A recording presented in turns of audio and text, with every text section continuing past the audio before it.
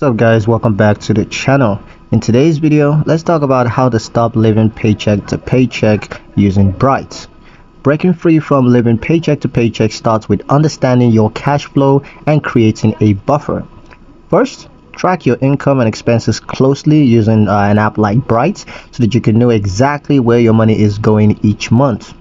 Next, build a small emergency fund. Aim for at least $500 to start, which can of course cover unexpected costs without derailing your finances.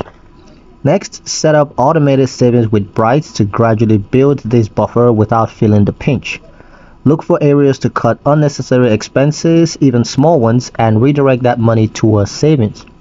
Prioritize paying down high interest debt, to reduce financial pressure. And by consistently saving and managing expenses, you're going to create a financial cushion that prevents you from depending entirely on your next paycheck. With discipline and the right tools, living paycheck to paycheck becomes a thing of the past, giving you peace of mind and financial freedom. And that's pretty much it for the video, guys. Hope you liked it. Hope you found the information here useful enough. If you did like the video, subscribe to the channel and ring that notification bell so you never miss another update in the future.